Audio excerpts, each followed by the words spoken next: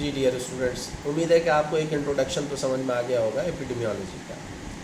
اچھا دیکھیے، جب بھی آپ کوئی اسٹڈی کرنا چاہتے ہیں اس سے پہلے آپ کو اسٹڈی ڈیزائن ڈیسائیڈ کرنا ہوتا ہے، اور اسٹڈی ڈیزائن ڈیپینڈ کرتا ہے کہ آپ کے آبجیکٹیوز کیا ہیں، اور ہر اسٹڈی کی جو ٹائپ ہے اس کا ایک اسپیسیفک آؤٹ کم ہوتا ہے، تو یہ چیز ذہن میں رکھنا ہوتا ہے۔ اور یاد رکھیں کہ کوئی بھی آپ ٹاپک لیتے ہیں تو ایکچوئل پرابلم کیا ہے اس کا آپ کو اندازہ ضرور ہونا چاہیے، یعنی میگنیچیوڈ آف دا جو پرابلم ہے وہ آپ کو ضرور ذہن میں ہونی چاہیے، اور کیا وہ انوائرمنٹل فیکٹرز ہیں جس کی بنیاد پر وہ بیماری یا وہ پرابلم، ہیلتھ پرابلم جو ہے وہ ڈیولپ ہو رہا ہے، اس کی بھی نوحہ ہونی چاہیے۔ یاد رکھیں کوئی بھی ریسرچ ریسورسز کے بغیر ممکن نہیں ہے۔ ریسورسز کئی قسم کے ہوتے ہیں، لوگ یہ سمجھتے ہیں کہ صرف پیسہ ہی ریسورس نہیں ہے، وہ تمام فیسلٹیز اور وہ تمام لیبس، وہ تمام ایکسپرٹس اور وہ ٹیکنیکل چیزیں جو آپ کی ریسرچ میں معاون ہو سکتی ہیں، وہ تمام چیزیں ریسورسز ہیں۔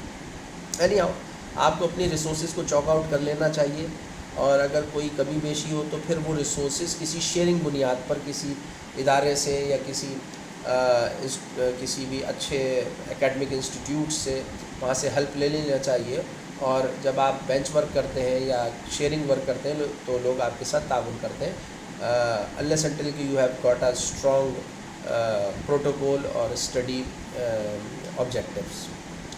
اچھا، اسی طریقے سے آپ کی اسٹڈی میں جینوئنسٹی ہونی چاہیے اور کریٹیوٹی ہونی چاہیے۔ اگر وہ جینوئن ہے اور وہ کریٹیو ہے تو لوگ بہت تیزی سے اس کو ایکسیپٹ کرتے ہیں، اور اکیڈمک ورلڈ میں، سائنٹیفک ورلڈ میں اس کی بڑی پذیرائی ہوتی ہے اور لوگ آپ کو سراہتے ہیں۔ تو یہ دو تین باتیں جو ہے وہ ذہن میں رکھنی چاہیے۔ اچھا، اب بات کرتے ہیں cross sectional study. Cross sectional study کو پریولنس اسٹڈی بھی کہتے ہیں، اور یہ وہ اسٹڈی ہے جس میں ہم کسی بھی بیماری سے متعلق، کسی بھی ایونٹ سے متعلق، کسی بھی ہیلتھ ایشو سے متعلق پرانے اور نئے کیسز کو ایک ساتھ اسٹڈی کرتے ہیں۔ دیکھیے، پرانے اور نئے کیسز کو ایک ساتھ اسٹڈی کرنے کی بنیادی وجہ یہ ہے کہ کیا وہ کیسز ماضی میں بھی رہے ہیں اسی تناسب سے جو آج موجود ہے، اور ایک کمیولیٹو انڈیکس کیا بنتا ہے، اور ایک اجتماعی صورت کیا بن رہی ہے پرانے اور نئے کیسز کی۔ یہ جاننا بہت ضروری ہے تاکہ ایک اسٹریٹجک پلاننگ بنا سکیں ہم لوگ، اور اس ڈیزیز برڈن کو منیمائز کر سکیں۔ جب تک ہمیں فیکٹ اینڈ فیگرز نہیں پتہ تو ہم آگے کیسے بڑھ سکتے ہیں؟ ٹھیک ہے، اب سے فار ایگزامپل کورونا وائرس اس وقت ورلڈ وائڈ ایپیڈیمک اور پینڈیمک صورتحال اختیار کر چکا ہے، تو روز بروز اس کے کیسز کی تعداد بڑھ رہی ہے، اور کہیں اطلاعات یہ آتی ہیں کہ فلاں مریض ٹھیک ہو گیا، تو کہیں اطلاعات یہ آتی ہیں فلاں مریض جو ہے انتقال کر گیا۔ تو اور یہ بھی جاننے کی کوشش کر رہے ہیں کہ کیا کورونا وائرس اس سے پہلے موجود تھا یا نہیں تھا۔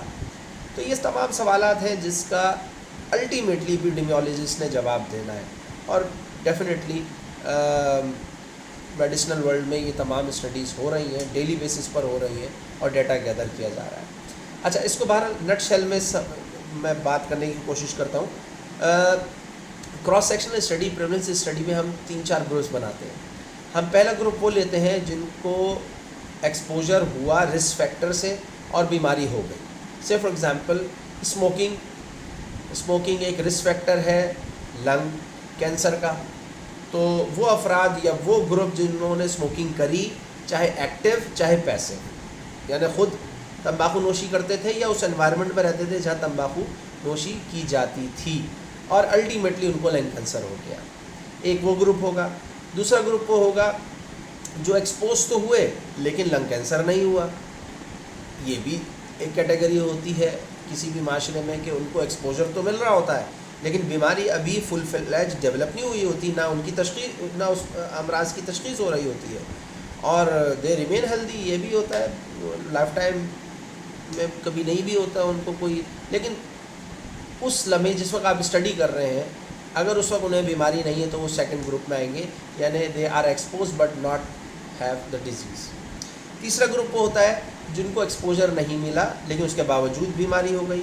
یہ قابل غور اور قابل فکر گروپ ہوتا ہے کہ ایکسپوجر نہیں ملا، رسک فیکٹر نہیں ملا، لیکن اس کے باوجود جو ہے وہ بیماری ہو گئی، یعنی اسموکنگ نہیں ان کو نہ وہ کرتے تھے نہ پیسے اسموکر تھے، لیکن اس کے باوجود لنگ کینسر ہو گیا. تو یہاں ایک بہت بڑا سوال اٹھتا ہے اور اس کی وجوہات جاننا بہت زیادہ ضروری ہو جاتا ہے اس گروپ میں کہ کیا لنگ کینسر اسموکنگ کے علاوہ بھی کسی اور چیز سے، کسی اور سبب سے ہوتا ہے یا نہیں. تو یہ اسٹڈیز سے پتہ چل جاتا ہے. چوتھا گروپ یہ ہوتا ہے کہ جنہوں نے کبھی ایکسپوجر نہیں ملا ہوتا ان کو، اور ان کو کبھی بیماری بھی نہیں ہوئی. تو یہ بھی بہت اچھی بات ہے، یہ تو یعنی شکر بجا لانے کی بات ہے. بہرحال یہ 4 گروپس ہوتے ہیں اور ان 4 گروپس میں ہم اسٹڈی کرتے ہیں اور ہم جاننا چاہتے ہیں کہ ایکچوئل ریزنز کیا تھے. لیکن اس میں بنیادی طور پہ بات یہ ذہن میں رہے کہ ہم اس میں ایکسپوجر اور آؤٹ کم کا ریلیشن شپ معلوم کرتے ہیں، ٹھیک ہے. دوسرا ہم ایک ہائپوتھیسس اور مفروضہ جنریٹ کرتے ہیں اسٹڈی کے اختتام پر کہ اس سبب کی بنیاد پر ایسا ہوا ہوگا. یہ جو ہوا ہوگا ہے یہ بیسیکلی ہائپوتھیسس ہے، اور ہم اپنے اس ہائپوتھیسس کو تقویت دیتے ہیں ڈیٹا کی بنیاد پر. اور جب یہ اسٹڈیز بار بار ریپیٹ کی جاتی ہیں تو یہ ہائپوتھیسس پھر ایک رول بن جاتا ہے، ایک پرنسپل بن جاتا ہے. کسی بھی کاز کو اسرٹین کرنے کے لیے یہ بات پھر طے کر لی جاتی ہے کہ اس سبب کی وجہ سے یہ مرض پیدا ہوا ہوگا، ٹھیک. اور it determines distribution of the disease rather than aetiology. یعنی اس سے سب سے امپورٹنٹ بات ایک یہ بھی پتہ چلتی ہے کہ بیماری کن کن درجوں میں پائی جا رہی ہے اور کہاں کہاں تک یہ ڈسٹریبیوٹ ہو رہی ہے. سے فار ایگزامپل ہم ایج گروپ کے حوالے سے بات کر سکتے ہیں کہ کیا چھوٹوں میں بھی لنگ کینسر تمباکو کے ایکسپوجر کی وجہ سے، اسموکنگ کی وجہ سے کیا اتنی تیزی سے ڈیولپ ہوتا ہے جتنا کہ اڈلٹس میں ہوتا ہے یا بوڑھوں میں ہوتا ہے. یا ہم سیکس وائز اس میں اسٹڈی کر سکتے ہیں کہ کیا ہم عورتوں میں تیزی سے ہوتا ہے، مردوں میں تیزی سے ہوتا ہے یا وائس ورثہ. تو ہم یا اکنامیکل فیکٹر کو بھی ہم دیکھ سکتے ہیں، سوشو اکنامیکل اسٹیٹس کو دیکھ سکتے ہیں. تو اس طریقے سے یہ ڈسٹریبیوشن آف دا ڈیزیز جو ہے نا اس کا بھی ہم تجزیہ کرتے چلے جاتے ہیں. That is about cross sectional study, that is prevalence study. امید ہے آپ کو یہ بات سمجھ میں آ گئی ہوگی. اگر کوئی سوال ہے تو آپ you can easily what's up me. Thank you very much. پھر نیکسٹ پریزنٹیشن میں ہم دوسری کوئی اسٹڈی ڈیزائن پر بات کرتے ہیں.